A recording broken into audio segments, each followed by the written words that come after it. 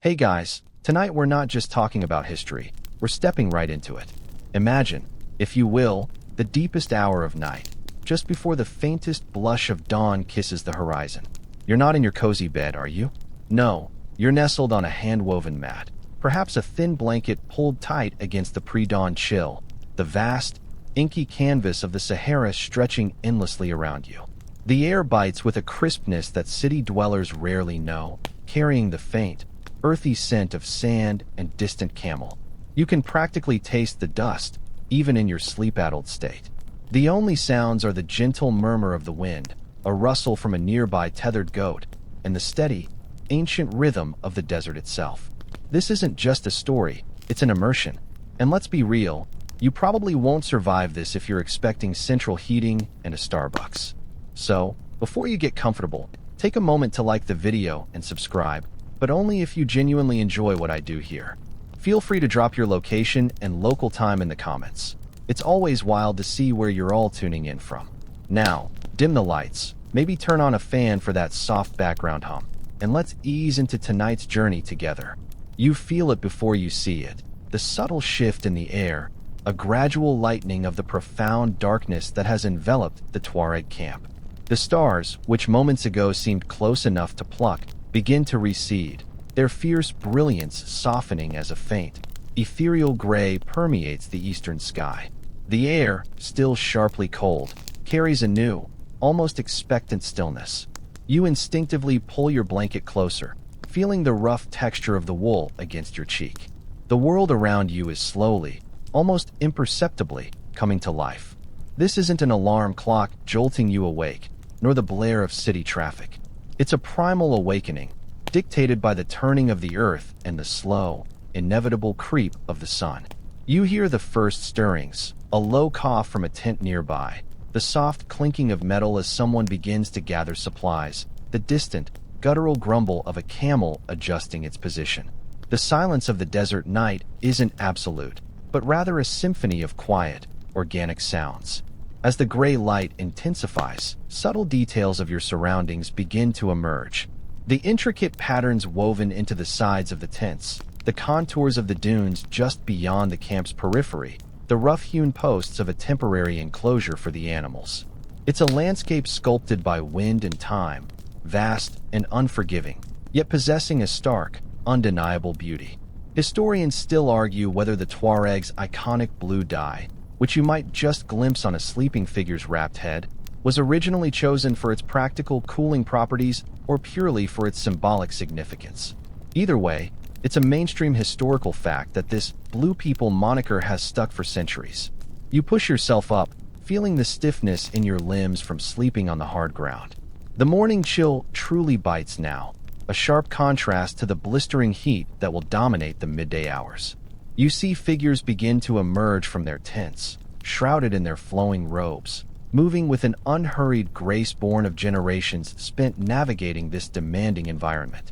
There's a particular rhythm to these early hours, a gentle unfolding that stands in stark opposition to the frenetic rush of modern life. Nobody is checking their phone or complaining about the commute. The commute, if you can call it that, is simply stepping out of your tent into the boundless expanse of the Sahara. A quirky tidbit you might notice, if you're paying close attention, is the way some of the older Tuareg might quietly spit into their hands and rub it on their face. No, it's not some strange beauty regimen, but a traditional way to ritually cleanse themselves before prayer, a practice that highlights their deep connection to their faith and the scarcity of water. You might even catch a fleeting glimpse of the Southern Cross constellation fading into the brightening sky, a celestial compass that has guided these people for millennia. It's a reminder that their world, unlike ours, is still intimately tied to the movements of the heavens.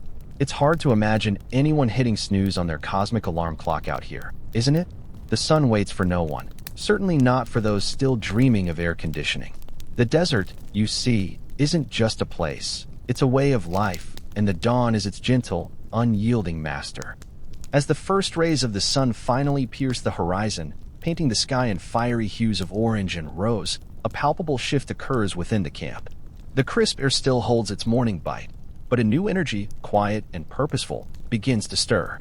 You watch as a man, perhaps the elder of the family unit, rises with a fluid grace that belies his years.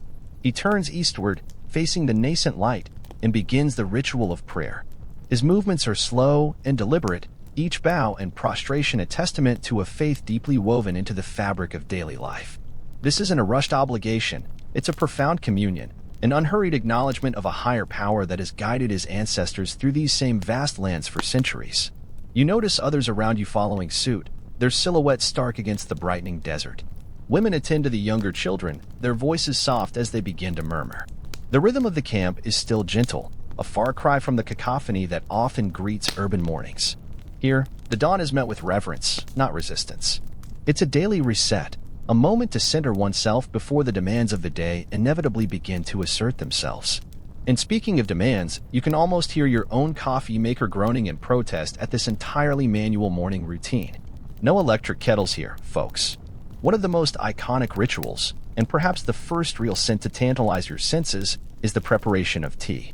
Not just any tea, mind you, but Tuareg tea, a cornerstone of their hospitality and daily life.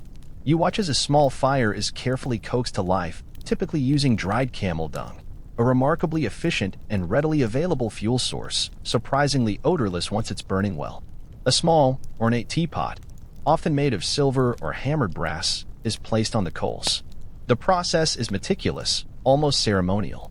Green tea leaves are added, then copious amounts of sugar.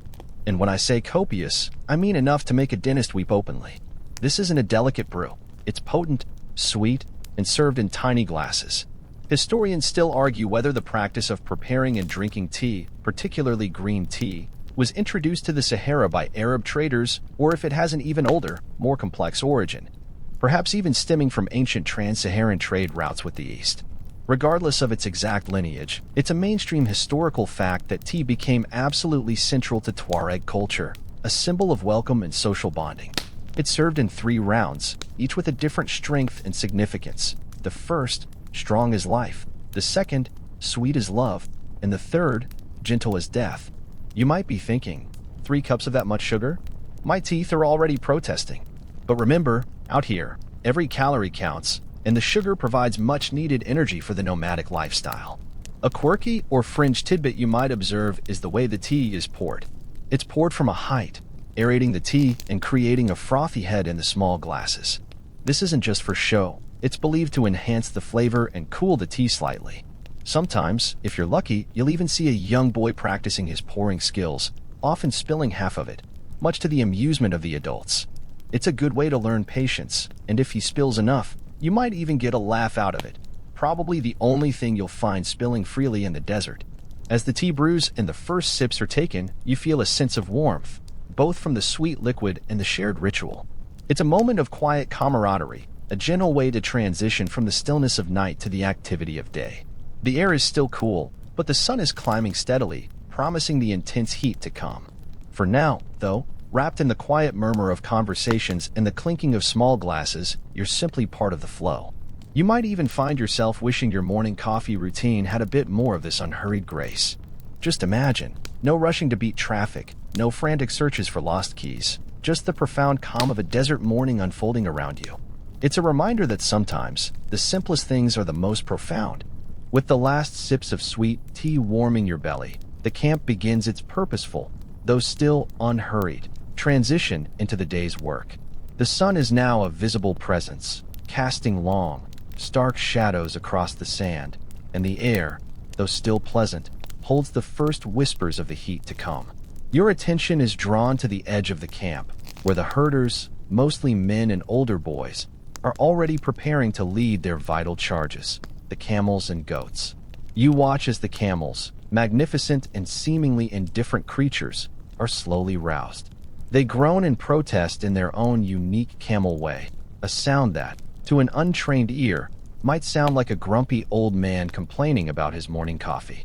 These aren't just animals. They are the lifeblood of the Tuareg, their transportation, their source of milk, meat, and hides. Each camel is gently guided, perhaps a lead rope attached to its halter, as it slowly rises to its full, towering height. You can practically feel the ground vibrate slightly as they stand. The goats, smaller and more skittish, are already bleating softly, gathered by the younger herders. They seem eager to begin their day of grazing, instinctively moving towards the sparse scrub and hardy desert plants that provide their sustenance. It's a mainstream historical fact that the ability of both camels and goats to thrive on the incredibly meager desert vegetation is what has allowed nomadic cultures like the Tuareg to survive and flourish in such extreme environments for millennia. Without these resilient animals, sustained life in the deep Sahara would be virtually impossible. You might notice a quirky or fringe tidbit here. Some of the herders carry a specific type of curved stick, often intricately carved, not just for guiding the animals, but also as a traditional walking aid and, if necessary, a defensive tool against potential predators. It's a multi-purpose desert accessory, far more practical than your average trekking pole. And don't forget the calloused hands that grip these sticks, a testament to a lifetime of working with the land and its creatures. No manicures out here, folks. As the herds slowly begin to move away from the camp, a low chorus of whistles and soft calls guides them. The herders walk with an easy, rolling gait, perfectly adapted to traversing the soft sand.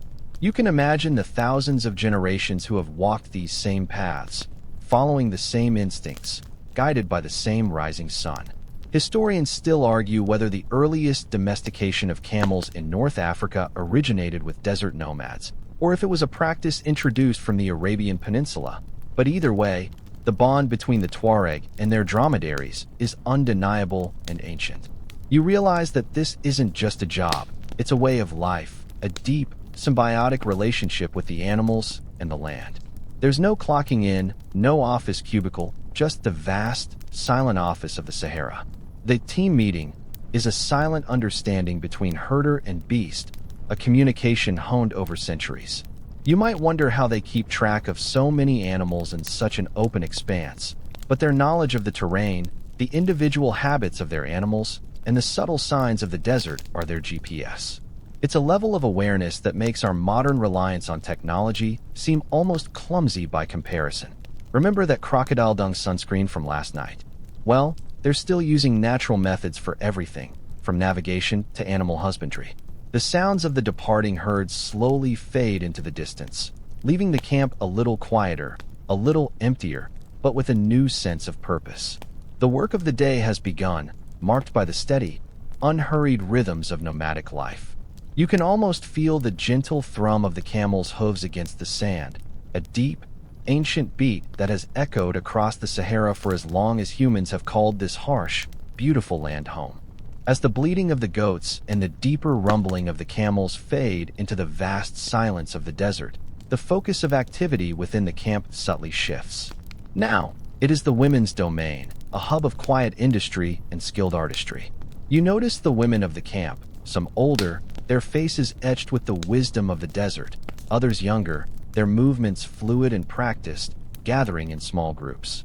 The air begins to hum with the gentle sounds of their work, the rhythmic scrape of a hide being stretched, the soft thud of a pestle in a mortar, the low murmur of conversation punctuated by occasional laughter. This isn't just domestic labor, it's the meticulous preservation of culture and the creation of essential goods. You might see a woman meticulously pounding millet or sorghum, grains that, along with dates, form the staple of the Tuareg diet. The rhythmic motion is hypnotic, a testament to endless hours spent preparing food for the family. In another corner, someone might be tending a small, smoldering fire, slowly curing a hide. This process, often involving ancient techniques passed down through generations, will transform raw animal skin into supple leather for bags, sandals, or even parts of their iconic tents. A mainstream historical fact you'll observe is the profound importance of women in maintaining the continuity of Tuareg culture and economy. While the men are often seen as the warriors and traders, it is the women who hold significant social standing, manage the household, and are the custodians of many traditional crafts and oral histories. Their tents, often intricately decorated and constructed from hides, are considered their property, a powerful symbol of their independence and status within the community. Historians still argue whether this unique matriarchal or matrilocal aspect of Tuareg society developed independently or was influenced by earlier Saharan cultures, but its distinctiveness among many patriarchal societies is undeniable. You might catch a glimpse of a particularly captivating sight, a woman weaving. Perhaps she's working on a traditional mat, or a piece of cloth for a turban, or even intricate leatherwork. The Tuareg are renowned for their craftsmanship, particularly in leather and silver. You see the precision of her movements, the way her fingers expertly manipulate the threads or strips of leather. The patterns she creates are not random. They are often imbued with symbolic meaning, reflecting the desert landscape, ancestral stories, or protective motifs. A quirky or fringe tidbit is that some of these traditional patterns are said to be so ancient that their original meanings are now lost, even to the artisans themselves. Yet they continue to be reproduced out of respect for tradition and aesthetics. It's a bit like us still drawing happy faces without necessarily knowing the 10,000-year history of smiley symbols, right? The atmosphere is one of focused concentration, yet entirely relaxed. There's no pressure, no deadlines, just the natural flow of work. Children, too young to join the herders, play nearby, mimicking the adults, learning the rhythms of their future lives. You might see a little girl attempting to braid a piece of rope, or a boy shaping a lump of clay. These aren't just games, they're apprenticeships, informal lessons in survival and skill. This hands-on learning, passed directly from generation to generation, is far more effective than any YouTube tutorial. Plus, the Wi-Fi out here is terrible. The morning progresses, marked by the gradual rise of the sun and the steady, quiet hum of activity. The women are not just making things, they are weaving the very fabric of their society, ensuring its resilience and continuity. The crafts they produce are not merely decorative, they are essential for survival, comfort, and the expression of their unique identity. It's a powerful reminder that every stitch, every pounded grain, every piece of cured leather contributes to the enduring tapestry of the Tuareg way of life. You feel a deep respect for their resourcefulness and the quiet strength that emanates from their communal endeavors. As the sun climbs higher, its rays becoming more direct and piercing, the gentle hum of morning activity in the Tuareg camp begins to wind down. The air, which held a crisp bite just hours ago, now shimmers with an almost visible heat, a silent warning of the desert's formidable midday embrace. This is the time for seeking respite, for finding shelter from the relentless glare and the rising temperatures. You find yourself instinctively drawn to the shade, perhaps of a sturdy acacia tree, or more likely, within the cool confines of a family tent. The tents, often conical or rectangular and constructed from dark, thick hides, are surprisingly effective at keeping out the sun's intense heat. You step inside, feeling the immediate drop in temperature, a welcome relief from the baking sand outside. The interior is simple but functional, typically adorned with hand-woven mats, leather cushions, and perhaps a few personal belongings. The air inside is still, slightly earthy, and offers a profound sense of peace. This isn't just a dwelling, it's a sanctuary, a portable haven in a world of extremes. During these midday hours, activity slows to a near standstill. The herders, having taken their animals to distant grazing spots, will also seek whatever shade they can find, often resting beneath a lone tree or in a sheltered hollow. Back at the camp, the women might continue with lighter tasks, perhaps mending clothes or preparing for the evening meal, but generally, this is a period of quietude and rest. It's a mainstream historical fact that the midday siesta, or period of rest during the hottest part of the day, is a common and essential practice in many hot climates around the world, allowing people to conserve energy and avoid the most dangerous hours of sun exposure. Trying to do anything strenuous during this time would be an exercise in futility, and frankly, a bit foolish. You can practically hear the desert whispering, "Slow down, human, or get cooked." You might observe a quirky or fringe tidbit. Sometimes, to further cool the air inside the tents, small amounts of water might be sprinkled on the sandy ground just outside the entrance. As the water evaporates, it creates a subtle cooling effect through evaporative cooling, a simple yet ingenious adaptation to the harsh environment. It's a low-tech air conditioner, far more environmentally friendly than your average home unit, though perhaps less powerful. Historians still argue whether the specific design and materials of Tuareg tents evolved primarily for portability during nomadic movements or for optimal thermal regulation in the extreme desert climate. Most likely, it was a combination of both, a perfect example of form-meeting function in a demanding environment. You settle down on a cool mat, feeling the tension slowly drain from your body. The only sounds are the gentle rustle of the tent fabric in a faint breeze, perhaps the distant bleating of a goat, and the steady hum of insects. It's a moment of profound stillness, a forced meditation imposed by the sheer power of the sun. You might find yourself drifting into a light doze, the kind of sleep that is neither deep nor entirely awake, a semi-conscious state where thoughts wander lazily. The world outside seems to press in with its silent heat, but inside, you are sheltered, protected. This is not a time for hurried meals or frantic work. It is a time for patience, for waiting for the sun to relent, for the air to soften. It's a powerful lesson in adapting to nature's rhythms, rather than constantly fighting against them. You remember how you sometimes feel like you're melting walking to your mailbox in July, and suddenly, the Tuareg's midday ritual makes perfect, logical sense. It's not laziness, it's survival. As the sun begins its slow descent from its midday zenith, casting slightly longer shadows across the still scorching sands, a different kind of energy stirs within the Tuareg camp. This isn't the urgent bustle of dawn, nor the restful quiet of noon, but a deep, underlying current of purpose. Your thoughts drift from the immediate surroundings to the vast, invisible network that has sustained these people for millennia, the ancient caravan paths.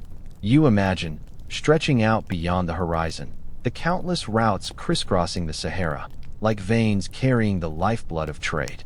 These aren't paved roads or marked highways, but ephemeral tracks etched into the sand by generations of hooves and feet, guided by intuition and ancient knowledge. For centuries, the Tuareg were the undisputed masters of these routes, the lords of the desert, facilitating the trans-Saharan trade that connected the Mediterranean world with the sub-Saharan kingdoms.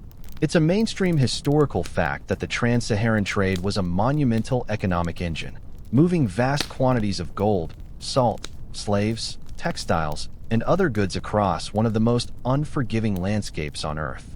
The Tuareg didn't just participate, they controlled it, acting as guides, protectors, and merchants, their deep knowledge of the desert making them indispensable.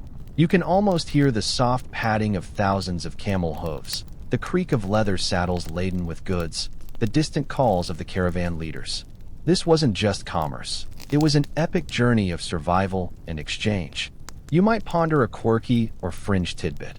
For centuries, the primary method of measuring distance on these vast journeys wasn't kilometers or miles, but caravan days. How many days it would take a laden camel train to cover a particular stretch. This fluid, experience-based measurement speaks volumes about their connection to the natural pace of the desert, where time is measured by the sun, not a clock. Imagine telling your boss you'll be at work in 3 walking dog days. Probably wouldn't fly in your annual review.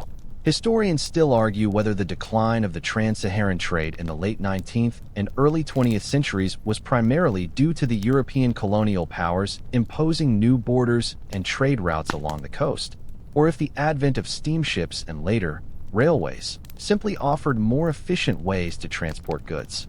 Whatever the precise combination of factors, the golden age of the great caravans eventually faded, altering the Tuareg's traditional role profoundly. Yet, even as the sun begins to mellow, you feel the ghostly presence of those ancient paths. The knowledge of them, the stories of those who traversed them, are still woven into the fabric of Tuareg identity. The very word Tuareg conjures images of these majestic, nomadic journeys. You can almost feel the weight of history pressing down, not in a burdensome way, but as a profound connection to a past that shaped their present. The desert, you realize, isn't just a place they inhabit. It's a partner in their history, an ancient, silent witness to countless passages. The concept of a road trip takes on an entirely new meaning out here, doesn't it? No gas stations, no roadside diners, just vast stretches of sand, and the absolute reliance on your own wits and the guidance of the stars. It makes you think twice about complaining about a 2-hour traffic jam. At least you've got air conditioning and podcasts. Their podcasts were likely the rhythmic creak of camel saddles and the whispered tales of the desert wind. And remember that intricate silver teapot from earlier? It might have been traded for gold dust along one of these very routes, connecting distant lands with a thread of artistry and commerce. As the afternoon sun begins its long, gentle slide towards the western horizon, the ancient caravan paths you pondered earlier take on a new, more immediate significance. For the Tuareg, traversing these vast and often featureless expanses isn't just about following a track. It's about an intimate, profound understanding of the desert itself. You realize that their navigation skills aren't learned from a textbook or a smartphone app, but from generations of lived experience, passed down through whispers and shared journeys under the endless sky. Imagine for a moment trying to find your way across a sea of undulating sand dunes, where landmarks are scarce and the horizon constantly shifts. This is the challenge the Tuareg face daily, and their solutions are nothing short of ingenious. A mainstream historical fact is that the Tuareg, like many desert nomads, were expert celestial navigators. They knew the stars intimately, using the positions of constellations like the Big Dipper, which they might call the Camel's Caravan, or the North Star to orient themselves at night. Before the invention of the compass, and certainly before GPS, the night sky was their unwavering guide. You might look up at the vast expanse and feel utterly lost, but to them, it's a map. During the day, their navigation relies on a different set of keen observations. They read the subtle shifts in sand color, the direction of prevailing winds, the presence of certain types of sparse vegetation, and even the flight patterns of birds.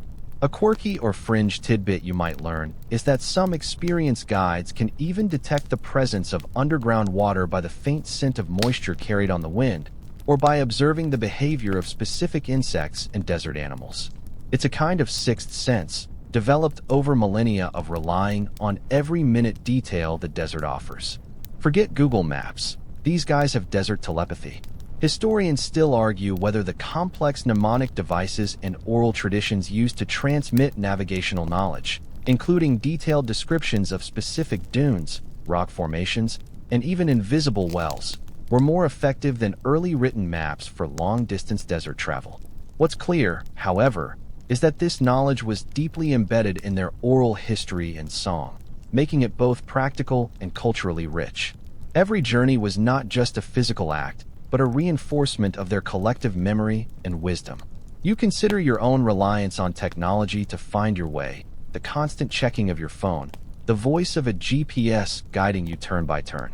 Here, there are no turns, just a boundless expanse. Their technology is their innate connection to the environment, their ability to interpret its most subtle cues. It's a humbling thought, making your morning commute feel like a trivial exercise in comparison. Remember that distinct smell of the desert air? It's not just a scent. It's part of the navigational data they process, helping them orient themselves even without a visible horizon. As the afternoon light softens, bathing the dunes in long, golden hues, you can almost feel the desert's silent language communicating with those who truly understand it. The wind whispers tales of distant oases, the stars trace ancient paths across the velvet sky, and the very sand beneath your feet holds the memory of countless journeys.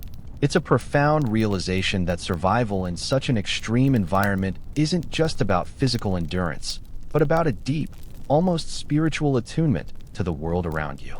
They are not merely traveling through the desert, they are in dialogue with it. And frankly, your car's navigation system feels a bit rude in comparison.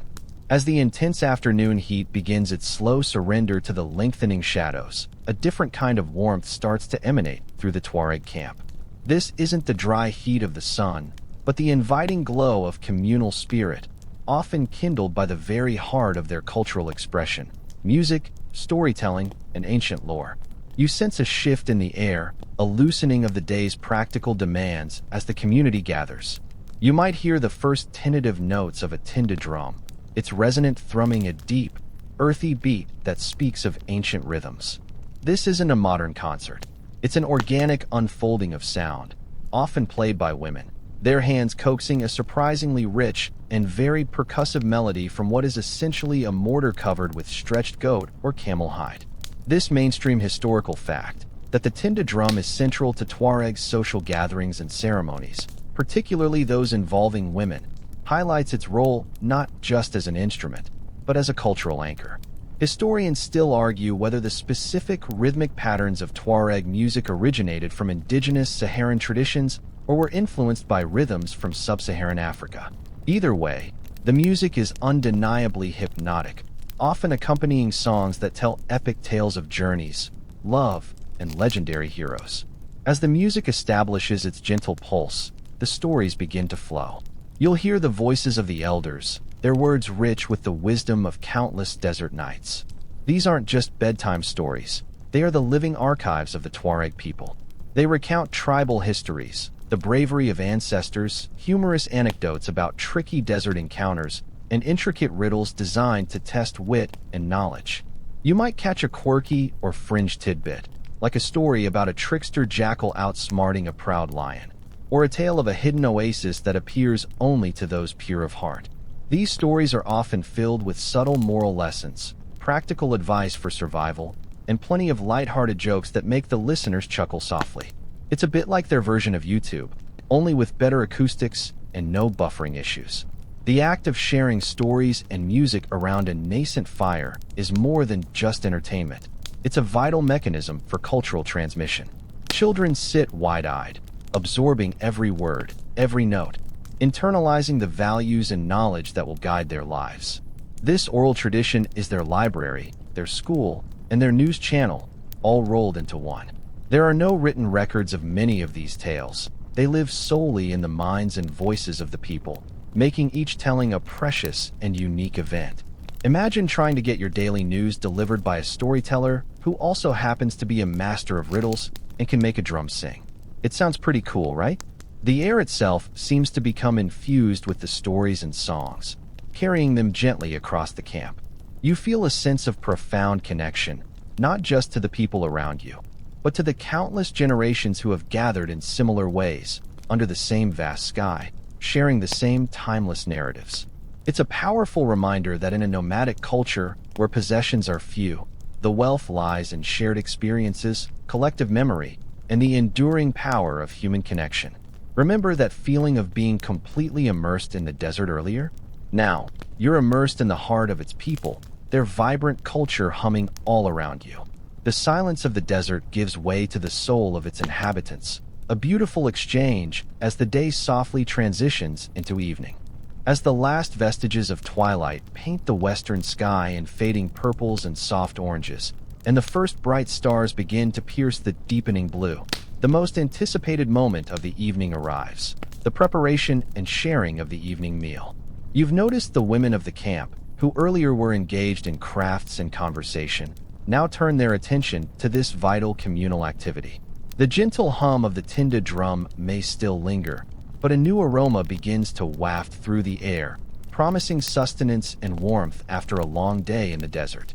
The meal is often simple, dictated by the nomadic lifestyle and the sparse resources of the Sahara.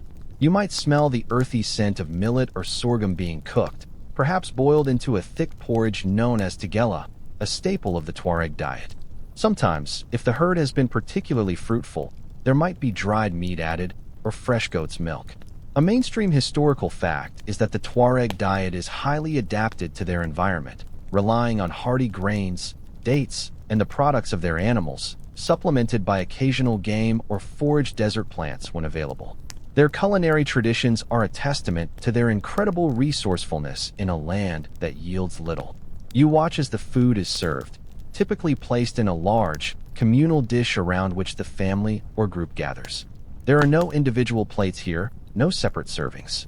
This communal sharing is a powerful symbol of their interconnectedness and mutual reliance. Each person reaches into the shared bowl, eating with their right hand, a practice common across many cultures. You might even notice a quirky or fringe tidbit. Often, before eating, a small amount of food might be offered to the unseen spirits of the desert, a quiet acknowledgement of the mystical forces they believe inhabit their world. It's a bit like leaving cookies out for Santa, but with a deeper spiritual significance. The atmosphere around the meal is relaxed and convivial. Conversation flows easily, punctuated by laughter and the gentle sounds of eating. This is a time for bonding, for recounting the day's events, for sharing worries and joys. Children are often seen eating alongside the adults, learning table manners and social etiquette by observation. You notice the deep respect shown to elders, who are often served first and whose words carry significant weight. Historians still argue whether the specific communal eating practices of the Tuareg, and indeed many nomadic groups, are primarily a practical adaptation to conserve resources and minimize dishes, or if they hold deeper philosophical roots related to shared identity and equality within the group. Most likely, it's a beautiful blend of both. You feel the warmth of the fire, the comfort of the food, and the profound sense of belonging that emanates from the group. It's a far cry from a fast food drive-thru or a solitary meal in front of the TV. Here, eating is a deeply social act, a reinforcement of community ties. There's no rushed pacing, no calorie counting, just the satisfying replenishment of energy and the quiet joy of shared sustenance. Remember that strong, sweet tea from this morning? That too was a communal ritual, setting the stage for this shared evening. Everything is interconnected, every action part of a larger, harmonious flow. It's a simple meal, perhaps, by Western standards, but one incredibly rich in meaning and connection, a perfect wind down to the long desert day. As the last traces of the evening meal are cleared and the communal warmth of shared food lingers, the Tuareg camp shifts once more. The sky above has deepened to an inky black, a velvet canvas punctured by a million pinpricks of light. This is the moment for the Desert Council, gathering around the now stronger, crackling fire, whose dancing flames cast long, flickering shadows that seem to dance with the ancient stories. You join the circle, settling onto a soft mat, feeling the cool desert air begin to descend. The discussions here are not formal meetings with agendas and minutes. Instead, they are organic, flowing conversations that address the practicalities of nomadic life, resolve disputes, and share knowledge. It's a mainstream historical fact that in many traditional nomadic societies, decision-making often occurs communally, with elders playing a crucial role in guiding discussions and mediating disagreements. Every voice, though, has the opportunity to be heard, creating a sense of shared responsibility. There are no power suits or boardroom tables, just the raw democracy of the desert. You might observe a quiet, almost meditative rhythm to these discussions. There's little interruption, ample space for each person to articulate their thoughts fully. This patience is a necessary virtue in a land where hurried decisions can have severe consequences. Topics range from the next day's grazing plans for the herds, to potential shifts in migration routes due to changing weather patterns, to strategies for dealing with resource scarcity. Sometimes, it's about resolving a minor dispute between families, often handled with a gentle humor and a focus on maintaining harmony rather than assigning blame. A quirky or fringe tidbit you might notice is the way problems are sometimes presented as allegorical riddles, inviting collective thought and a deeper, more philosophical approach to solutions. It's like their version of a think tank, only with more sand and fewer whiteboard markers. The camel's thirst is great, but the well is guarded by two proud men. How do we bring the water? This isn't just about water. It's about conflict resolution and resource management, wrapped up in a poetic package. Historians still argue whether the complex customary law, known as Asahar, governing Tuareg society, which often relies on oral tradition and consensus, is a direct continuation of ancient Saharan legal systems, or if it evolved specifically within the context of their nomadic lifestyle. Regardless, its effectiveness in maintaining social order without formal institutions is remarkable. As the fire quietly settles into a steady glow, you feel the weight of centuries of wisdom in the air. These aren't just discussions. They are the living practice of resilience, adaptability, and communal strength. The desert provides constant challenges, and the council is how the Tuareg collectively navigate them, relying on their shared knowledge and deep-seated values. There's no external authority, no bureaucracy, just the wisdom of the collective and the guiding presence of the stars above. The wind, a constant companion in the desert, might pick up slightly, carrying the hushed voices and the scent of wood smoke into the vast darkness. It's a profound experience, witnessing democracy in its purest form, honed not in grand halls, but under the boundless sky, driven by the immediate needs of survival and the enduring bonds of community. Remember the sense of connection during the evening meal? This is its intellectual counterpart, reinforcing the ties that bind the Tuareg together, ensuring their continued journey through the unhurried rhythms of the Sahara. You probably wouldn't get this kind of deep dive at your local town hall meeting. As the desert council winds down, and the last embers of the fire glow like forgotten jewels on the sand, your understanding of the Tuareg deepens beyond their daily routines and essential skills. Now, you begin to grasp the intricate web of their social fabric, the profound bonds of kinship, and the unique structures that define their community. This isn't just a collection of individuals, it's a family, bound by ties far stronger than any modern contract. You'll notice that the concept of family extends far beyond the nuclear unit. Clans and tribes form the wider network, providing a vital support system in an unforgiving environment. A mainstream historical fact is that Tuareg society is traditionally organized into highly stratified social classes, which, while complex, all contribute to the functioning of the larger group. At the top were the nobles and warriors, followed by the religious scholars, then the artisans and blacksmiths, and historically, former enslaved peoples. While these distinctions have evolved over time, especially with modern influences, the underlying structure of interconnectedness remains crucial. You might observe a subtle, almost unspoken language of respect and deference within the groups. Elders are revered for their wisdom, and specific roles are often inherited, though merit also plays a significant part. There's a fluidity to their interactions, a deep understanding forged over generations of shared challenges and triumphs. A quirky or fringe tidbit is the concept of a heg, a deep, almost spiritual respect for individual freedom and dignity. This isn't just a philosophical idea, it's a practical aspect of their social interactions, where personal autonomy is highly valued, even within the communal structure. It's a delicate balance, achieving collective goals while honoring individual spirit. Try explaining that to your micromanaging boss. Historians still argue whether the origins of this distinct social stratification within Tuareg society were a result of conquest and absorption of diverse groups, or if it developed organically from within their nomadic structure as different families specialized in various trades and roles. Regardless of its genesis, this system has allowed them to maintain a coherent and resilient society across vast distances and through profound historical changes. The importance of lineage is paramount.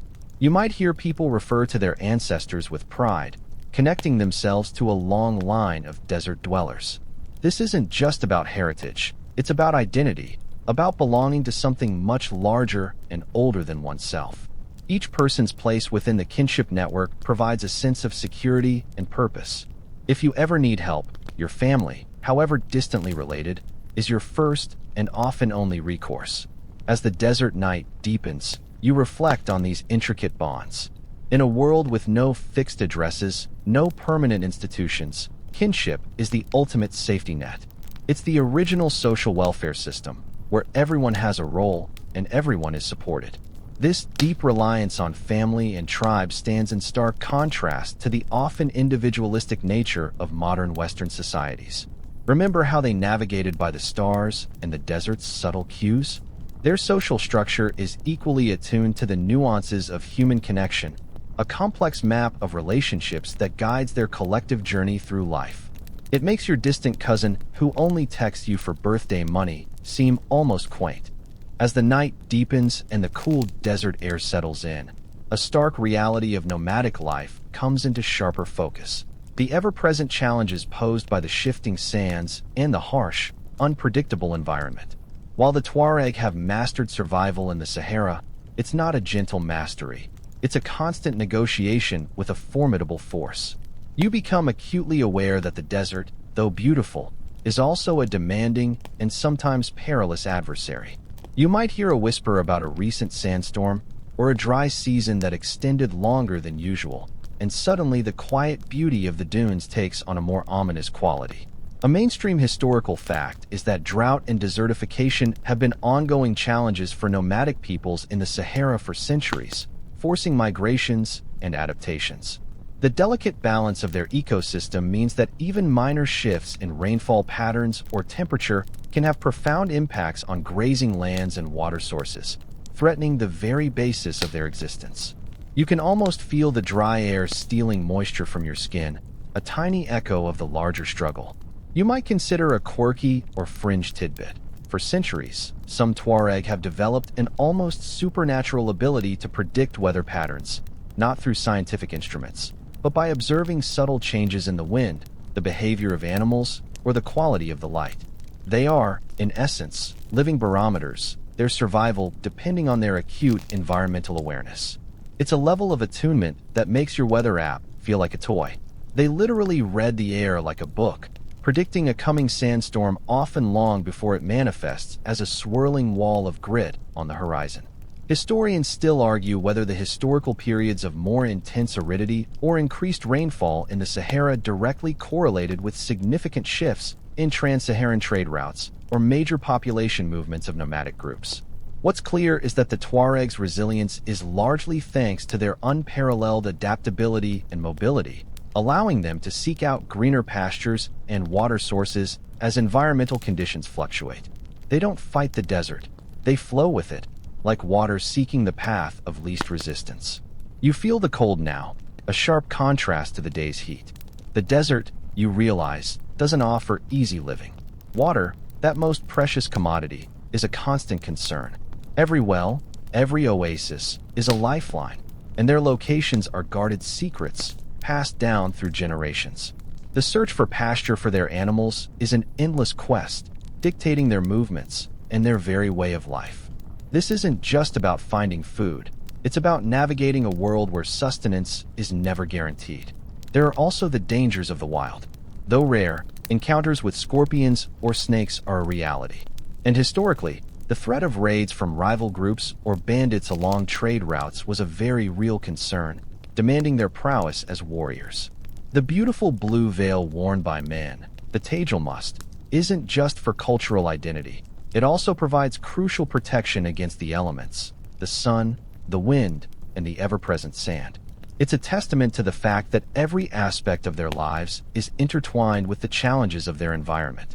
You probably complain if your phone dies and you can't check the weather, but out here, a wrong turn or a missed weather cue could be catastrophic. The desert isn't just scenery, it's a constant, demanding teacher, shaping every aspect of their unhurried yet incredibly vigilant existence. As the night deepens, wrapping the Tuareg camp in its quiet embrace, your journey through their history isn't just about ancient ways. It's also about observing how these venerable traditions echo and persist in the modern world, a fascinating blend of the old and the new that defines the contemporary Tuareg experience. You might think of them as relics of the past, but they are very much alive, navigating the complexities of the 21st century.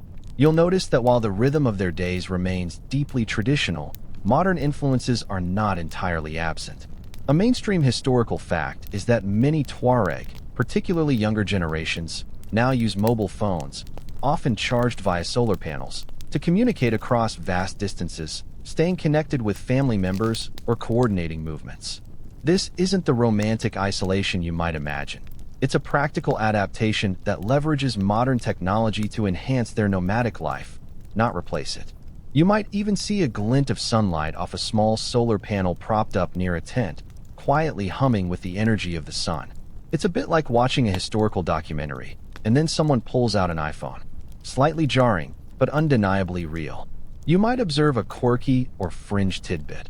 While traditionally the taosleepy, the male veil, is still worn with immense pride and cultural significance, you might occasionally spot a younger man sporting a modern pair of sunglasses beneath it, offering both protection from the fierce sun and a subtle nod to global fashion.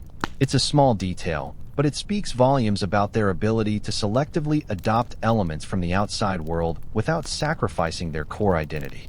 Historians still argue whether the increased exposure to modern media and global cultures will inevitably erode traditional Tuareg customs, or if their strong sense of cultural identity will allow them to integrate new elements while preserving their heritage. It's a fascinating, ongoing debate. The challenges, too, have evolved. While droughts remain a threat, the imposition of national borders by colonial powers in the 20th century has significantly impacted their traditional nomadic routes, restricting free movement across ancestral lands that now fall within different countries like Mali, Niger, Algeria, Libya, and Burkina Faso.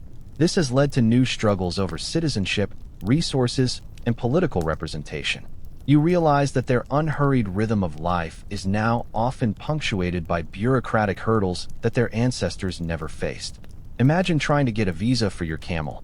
Yet, despite these modern pressures, the spirit of the Tuareg endures. Their language, Tamashek, is still spoken, their music still played, and their deep connection to the desert remains unshaken.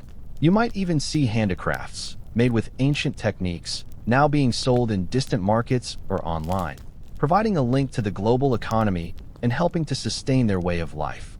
It's a remarkable testament to their resilience, proving that tradition isn't static. It's a living, breathing entity that adapts and evolves.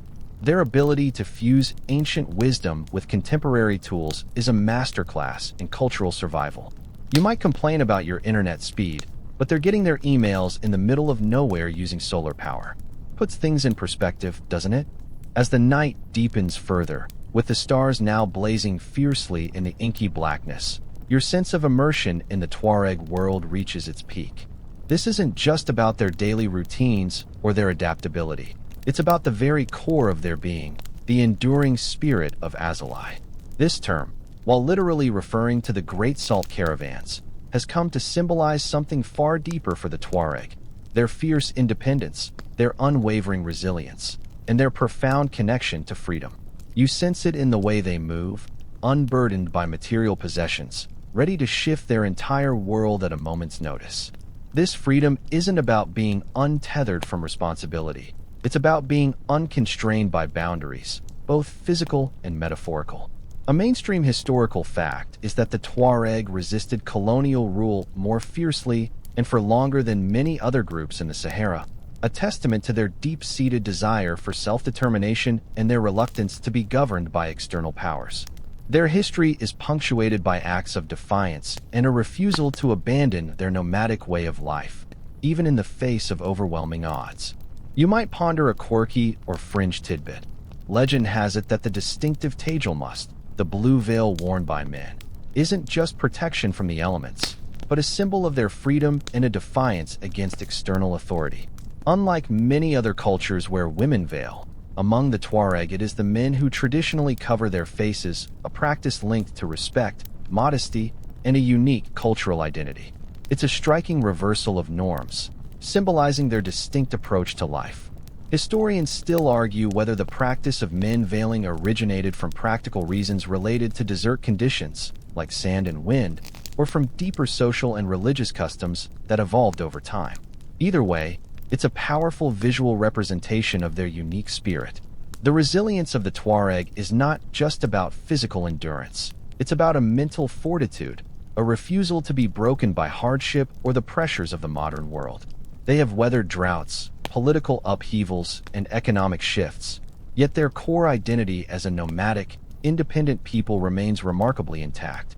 You think about the challenges you face in your daily life, and suddenly, the Tuareg's quiet strength seems immense. They don't just survive, they persist with a quiet dignity that commands respect. This spirit of Azalai is not a relic of the past. It's a living force that continues to shape their present and future. It's in the songs sung around the campfire, the stories passed down through generations, and the unwavering gaze of the elders. It's the knowledge that their true wealth lies not in possessions, but in their freedom, their culture, and their ability to thrive in the vast, open spaces they call home. Remember those ancient caravan paths? They're not just trade routes. They're arteries carrying the very spirit of Azalai, connecting the past to the present, binding generations in a shared journey of independence. You can almost feel the wind whispering, "We are free." As the night reaches its deepest point, the desert around the Tuareg camp settles into a profound stillness, a silence so vast it seems to absorb all sound. Above you, the Milky Way sprawls across the heavens, a brilliant river of stars that feels close enough to touch. The air is cool, carrying the faint, earthy scent of sand and distant embers. This is the desert's embrace, the quiet culmination of an unhurried day. You feel the gentle rhythm of the camp as it finally succumbs to sleep. The low murmur of conversation has ceased. The last flickering flames of the campfire have dwindled to a soft, pulsing glow. Only the occasional rustle of a nearby camel or the whisper of the wind across the dunes breaks the deep quiet. This profound tranquility is a stark contrast to the constant sensory bombardment of urban nights, where artificial light and sound rarely allow for such complete surrender to darkness and silence. This is the kind of dark where you can truly see the stars, and the kind of quiet where you can almost hear your own thoughts settling. A mainstream historical fact is that throughout history, nomadic peoples have often developed a unique relationship with the night sky, using it not only for navigation, but also for storytelling, spiritual contemplation, and understanding the rhythms of time. For the Tuareg, the stars are more than just pinpricks of light. They are ancient companions, mapping out journeys, guiding their ancestors, and witnessing countless generations of their people. You can almost feel the weight of that history, stretching back through time, anchored by the unchanging cosmic dance above. You might notice a quirky or fringe tidbit. Sometimes, if you're very still and listen closely, you might catch the faint, ethereal sound of wind whistling through the crevices of distant rock formations, a natural melody that some Tuareg believe carries the whispers of ancient spirits or the lingering echoes of long-gone caravans. It's a subtle reminder that the desert is alive with its own unseen forces and mysteries.